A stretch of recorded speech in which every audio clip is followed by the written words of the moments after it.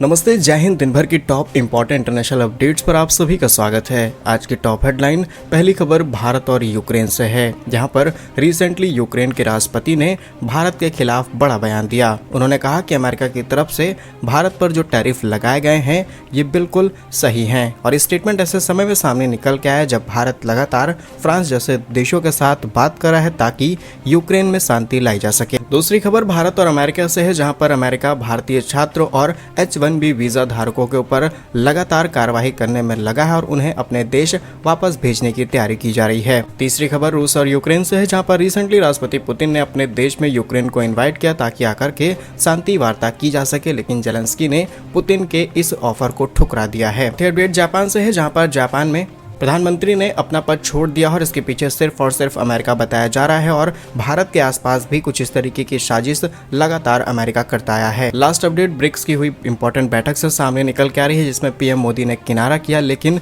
यहां से भी कई सिग्नल्स दिए गए हैं ग्लोबल पॉलिटिक्स को चेंज करने के। आइए जानते हैं आज की इस वीडियो में क्या कुछ चला है अंतर्राष्ट्रीय सुर्खियों में। यदि आपको हमारा काम पसंद आए, वीडियो को लाइक, चैनल को सब्सक्राइब जरूर कीजिएगा, क्योंकि आपके लिए छोटा सा काम है लेकिन इससे हमारी बड़ी मदद होती है। सबसे पहले यूक्रेन से आ रही अपडेट की बात की जाए तो यूक्रेन के राष्ट्रपति व्लादिमीर जेलेंस्की ने भारत और अमेरिका पर ही ये बड़ा बयान दिया है। अमेरिका की तरफ से भारत पर जिस तरीके के अनाप शनाप टैरिफ लगाए गए हैं, उनसे जब इस चीज पर सवाल किया गया कि भारत जैसे देश जब रूस से तेल खरीदते हैं तो अमेरिका उन पर हैवी टैरिफ इंपोज करता है, तो यूक्रेन के जेलेंस्की का साफ साफ कहना था कि ये बात बिल्कुल सही है और टैरिफ हैवी से हैवी लगाए जाने चाहिए ताकि इन देशों को समझ आ सके कि ये कितनी बड़ी गलती कर रहे हैं, क्योंकि इस तरीके की सिचुएशन में रूस की मदद करते हुए रूस को पैसे पहुंचाए जा रहे हैं और उसी पैसे का इस्तेमाल यूक्रेन के खिलाफ हो रहा है। लेकिन सच्चाई हम आपको बताते हैं, भले ही रूस की तरफ से भारत को सस्ता तेल मिल रहा हो, लेकिन वही तेल रिफाइन होकर के उल्टा यूक्रेन को भेजा गया है। आपको बता दें, यूक्रेन हमारा सबसे बड़ा बायर बन चुका है डीजल इंपोर्ट कराने वाला,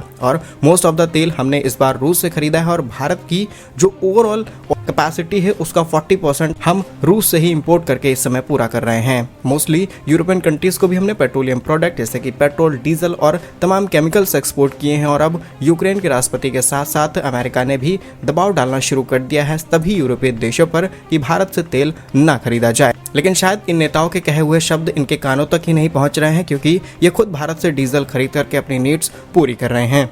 और रही बात भारत और रूस की दोस्ती को तोड़ने की, तो उसे तोड़ने में किसी की नहीं चलने वाली है। कई देश आए, कई देशों ने कोशिश की, लेकिन कोई फर्क नहीं पड़ा। और सबसे बड़ी बात कि अगर हम रूस से तेल ना भी खरीदें तो रूस से सबसे ज्यादा तेल खरीदता है चीन, और चीन इतना पैसा रूस को दे रहा है जिससे यूक्रेन की हालत खराब की जा सकती है। और मोस्ट ऑफ द जो लड़ाई चल रही है उसमें रूस ने अपने ही दम पर पैसे लगाए हैं। भारत का तो यहाँ पर दूर दूर तक नाम नहीं है, और इससे लगता है कि रूस की फाइनेंशियल पावर कमजोर की जा सकती है, तो शायद पश्चिमी देशों का ये सबसे गलत सोचना होगा। और दूसरी बात यह है कि वही यूक्रेन है जिसको लेकर के प्रधानमंत्री मोदी लगातार तमाम पश्चिमी देशों के कनेक्ट में है। आपको बता दें, लास्ट मंथ की बात है, प्रधानमंत्री मोदी यूक्रेन के राष्ट्रपति के साथ फोन कॉल पर बात करते हैं और कैसे रूस को समझा करके शांति लाई जा सकती है, इस पर बात की गई। और अब से 2 दिन पहले प्रधानमंत्री मोदी ने फ्रांस के राष्ट्रपति इमैनुअल मैक्रों के साथ फोन पर बात की और यूक्रेन रूस के बीच जो चल रहा युद्ध है इस पर कैसे समाधान लाया जाए, इस पर बात की है। और एक लंबी कन्वर्सेशन दोनों देशों के बीच चली।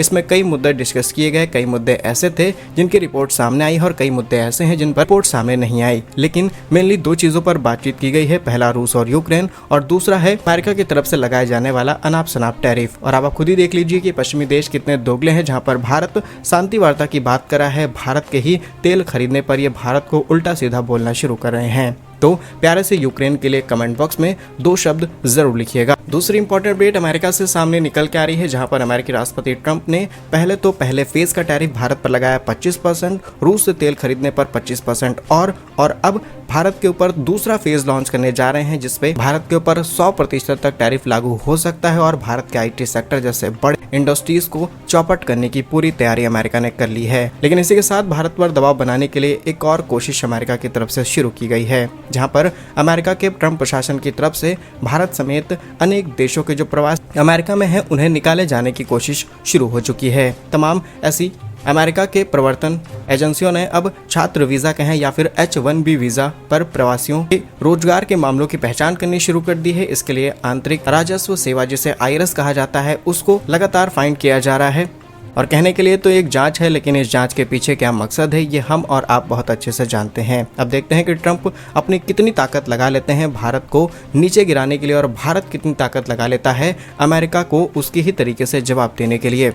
और ट्रंप को लगता है कि ये ऊपरी ऊपरी परतों को छेड़ करके पूरी जियोपॉलिटिक्स चेंज कर देंगे, तो ऐसा कुछ नहीं है। भारत और अमेरिका के 20 साल के रिश्ते ऑलरेडी खराब हो चुके हैं। बस इन सब के बीच में जो बेवकूफ बन रहा है वो है अमेरिका की जनता। ऐसा हम इसलिए बोल पा रहे हैं क्योंकि ना ही ट्रंप को नोबेल मिला, ना ही भारत रूस के रिश्ते टूटे, ना ही भारत ने रूस से तेल खरीदना बंद किया, और ना ही भारत की जीडीपी में किसी भी तरीके का खास इम्पैक्ट पड़ा है। तो आप खुद ही समझ जाइए कि ट्रंप ये सिर्फ डोमेस्टिक पॉलिटिक्स के लिए कर रहे हैं। तीसरी खबर रूस और यूक्रेन से सामने निकल के आ रही है, जहाँ पर यूक्रेन के राष्ट्रपति व्लादिमीर जेलेंस्की ने बातचीत के लिए पुतिन का ऑफर ठुकरा दिया है। असल में पुतिन ने जेलेंस्की को मॉस्को में मिलने के लिए बुलाया था। दोनों नेताओं के बीच शांति समझौते पर चर्चा होनी थी, लेकिन जेलेंस्की ने कह दिया कि वह उस राजधानी नहीं जा सकते जहां से उनके देश पर तमाम तरीके के हमले किए गए, और अगर बात करनी है तो उन्हें हमारे देश आना होगा और स्पेशली कीव आना होगा। वहीं पुतिन ने अमेरिकी राष्ट्रपति ट्रंप के साथ मुलाकात के बाद जेलेंस्की और पुतिन के बीच आमने सामने बातचीत का दबाव बना रहे हैं, लेकिन बात नहीं बन पा रही।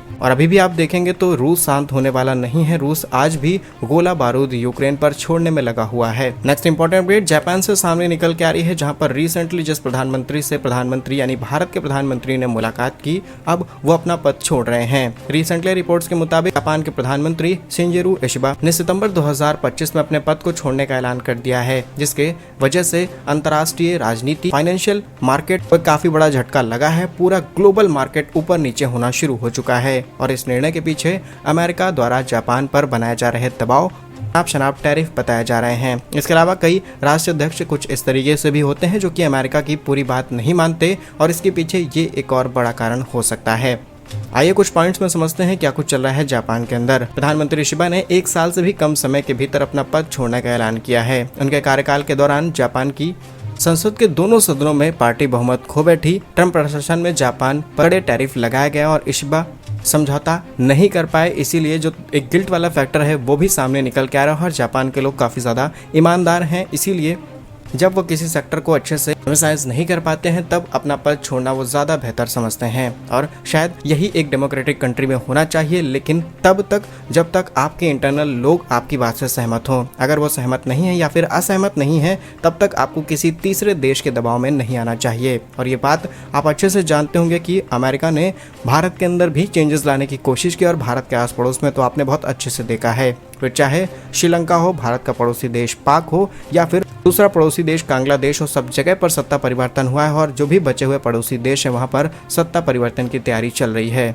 बहुत सारा फंड, बहुत सारा पैसा भारत के खिलाफ भी भेजा गया, लेकिन हम इस बात की पुष्टि नहीं करते जब तक कोई स्ट्रॉन्ग एविडेंस नहीं आ जाता। लेकिन अमेरिका की जो राजनीति रही है कि अपने लोगों को बिठा करके किसी भी देश को अपने हिसाब से चलाया जाए, ये आज की नहीं बल्कि सालों पुरानी है। नेक्स्ट इंपॉर्टेंट अपडेट ब्रिक्स से सामने निकल के आ रही है, जिसमें इंपॉर्टेंट मेंबर भारत के प्रधानमंत्री ने इस ब्रिक्स बैठक के अंदर पार्टिसिपेट नहीं किया, और ये बात पहले से ही क्लियर कर दी गई थी, और इसके पीछे भी भारत की राजनीति है। रिसेंटली ब्राजील की तरफ से एक ब्रिक्स बैठक इनवाइट की जाती है। ये एक वर्चुअल बैठक थी जिसमें रूस के राष्ट्रपति, चीन के राष्ट्रपति, भारत के प्रधानमंत्री और सभी मेंबर कंट्रीज के प्रमुख शामिल होने थे, लेकिन प्रधानमंत्री मोदी की जगह यहाँ पर विदेश मंत्री एस जयशंकर जी को पार्टिसिपेट करना पड़ा। पहले प्रधानमंत्री ही जाने वाले थे, लेकिन इस बैठक के दौरान ब्रिक्स करेंसी पर चर्चा होने वाली थी, और जो कि सबसे बड़ी दिक्कत है, क्योंकि अगर भारत किसी भी तरीके से सपोर्ट करता हुआ पाया गया तो आज जो भी बिजनेस भारत के साथ चल रहे हैं वो पूरी तरीके से बंद कर दिए जाएंगे, जिसकी वजह से भारत और अमेरिका के बीच जितना व्यापार है वो खतरे में पड़ सकता है। इसलिए भारत ने बहुत सोच समझ करके फैसला लिया है। जहाँ रूस अपने दम पर चीजें संभाल सकता है, चीन अपने दम पर चीजें संभाल सकता है, लेकिन भारत के लिए अभी इंपोर्ट एक्सपोर्ट के बिना चल पाना बड़ा मुश्किल है। तो क्या कुछ कहना है आपका इन सभी खबरों पर? कमेंट्स में अपने जरूर लिखिए। भारत कैसे ही वीडियोस पाने के लिए वीडियो को लाइक, चैनल को सब्सक्राइब जरूर कीजिए।